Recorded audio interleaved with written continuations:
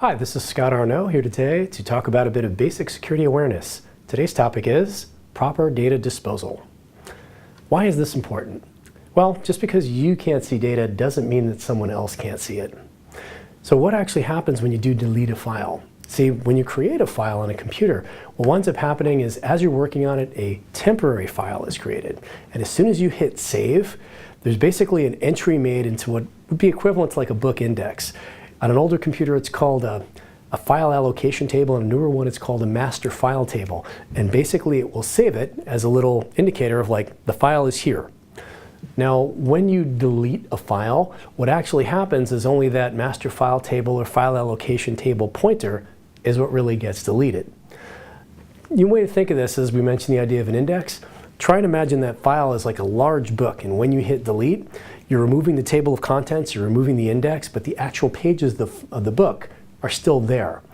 Now, in effect, that's what happens when you delete a file, because the underlying data of the file itself is still on the system. It's called latent data. So you don't necessarily see it because it won't be on that little master file table, but it is actually on the system. Now, there are certainly programs out there that can help get rid of latent data by trying to overwrite it, something like BleachBit, which I'll put a link up for this video. But there are specific steps you should take to actually get rid of the stuff that's on a drive when you want to dispose of it. Now, this can include anything that can store data. This can mean external drives, this can mean backup disks and tapes, printers, digital copiers even, those have hard drives. And keep in mind, even if the data is overwritten, there may be other ways to get at it. Was it ever sent to someone else? Because in that case, it could be on their digital media. Or it could be on a server, which is a centralized computer through which it passed. It could also be archived on backups, be they backup tapes or secure cloud storage, CDs, whatever the case may be. And also, when these files were originally created, like I say, there are these temp files created, and those don't automatically delete until they get saved over. Now, as for emails themselves, also when you want to get rid of those, you have to make sure if you're dealing with a Windows system, once you've hit delete and it looks like it's gone, it's actually still saved. It's on a type of system called a PST file. That's Papa Sierra Tango. You have to make sure those are deliberately deleted. Assuming you don't happen to be super familiar with the system, talk to your IT personnel to make sure those are actually taken off the system when they're supposed to be. And of course, when you're getting rid of data, it's not just electronic data. Dumpster diving is a real thing, so physical data, as in paper, you have to make sure you destroy as well. And if you're shredding it, and if it's really valuable data, use a cross-cut shredder, because that's a much more secure way to actually get rid of it. So when you are getting rid of data, there is a government standard that actually applies for what's referred to as media sanitization. And that comes from the National Institutes of Standards and Technology. They have a special publication series called the SP800 series for a lot of different areas relating to security. And SP800-88, revision 1, deals with this media sanitization, basically getting rid of stuff. And they break it down into 3 primary levels. There's clear, purge, and destroy. Clear means you can't see it. So that's when you've just hit delete, where it is in fact still on the system, but you can't see it. You've emptied the recycle bin. It's still there as far as you know. It's gone. But if someone has technical expertise, they can still get to it. Purge is what they describe as technologically infeasible to get to, which means if someone's got a state-of-the-art lab, they still can't get to the data. Destroy means kind of what it sounds like. You're basically completely destroying whatever's holding the device. This can mean dropping it in a metal shredder, dropping it in a volcano, bottom of the ocean, whatever it is, destroying it. So a few methods for actually bringing about this data destruction.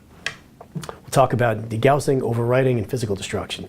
Degaussing is also referred to as demagnetization, and it only works on magnetic-based storage devices and tapes.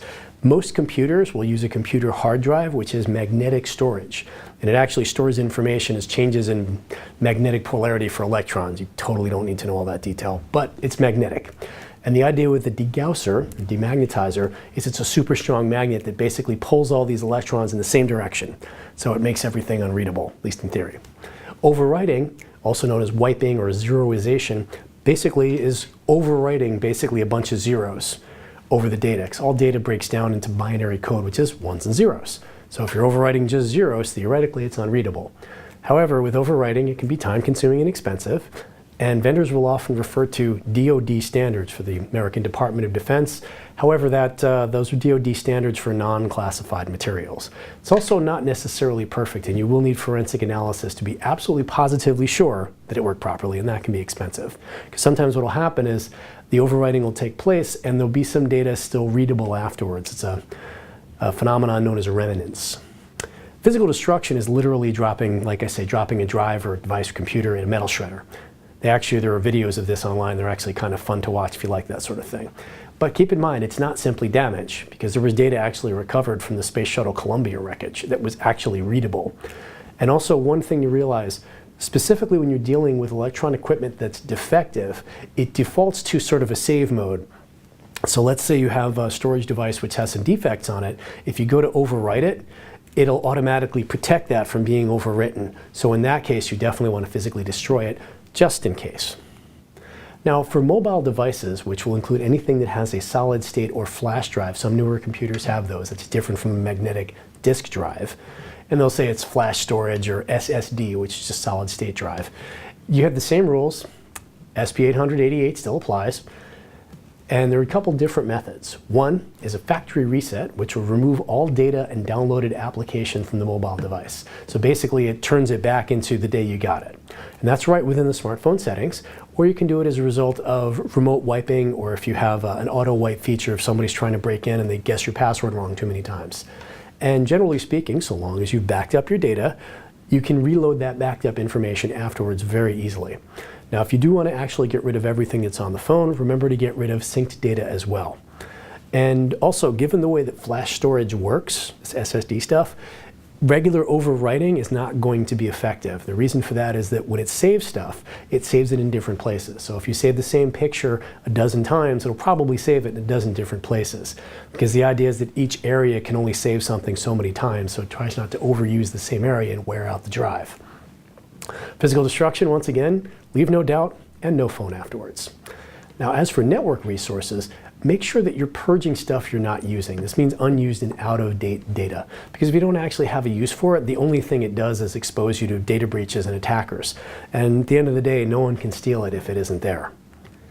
So this includes stuff like servers, which are the centralized computers within a network, the individual computers used by each person in a network, and those are referred to as client computers. The basic model for a network is what's called a client-server model, where there's these centralized servers and the individual clients of the computers you and I tend to use.